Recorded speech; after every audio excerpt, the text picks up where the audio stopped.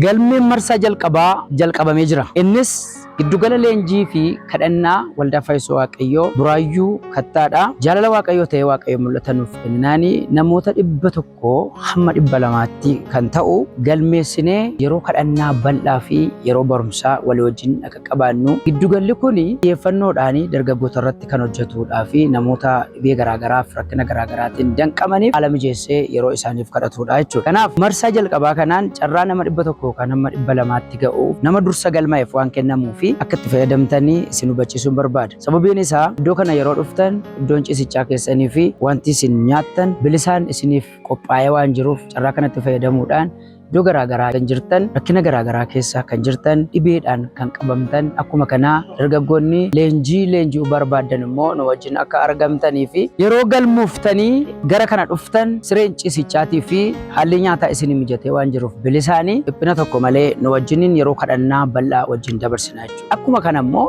namoota dhibee garaagaraatiin qabamanii jiran akkuma kana yaaddoo jireenyaa hidhaa seexanaa jala jiran sagantaa kanatti fayyadamuu waan danda'aniif gastaawusiin isaaniif qophaa'ee waan jiruuf namoonni beeksisa kana dhageessan isaanillee akka itti fayyadamaniif jajjabeessaan isiniin jedha. Marsaan jalqabaa kun isinin darbin eenyutu abbaa carraatii marsaa jalqabaa kanarratti galmaa'ee dhufa nama jaallattaniif sheerii godhaa ofii keessanii yoo dhufuudhaaf isiniin mijan hiriyaan keessan dhufee kanatti akka fayyadamuuf jajjabeessaan isiniin jedha. Waaqayyo dargaggoota baay'ee dibeenuu kaasa. Waaqayyo hidhaa seexanarraa namoota baay'ee hin hiika. Namoonni baay'een baratanii dibamanii gara ulfinichaatti hin darbu. Waaqayyo waan nu wajjin hin jiruuf wanti hundumtuu walluuf hin qixxaata. Waaqayyo isin haa eebbisu, eebbisu keessa jiraadhaa. Danda'ameera.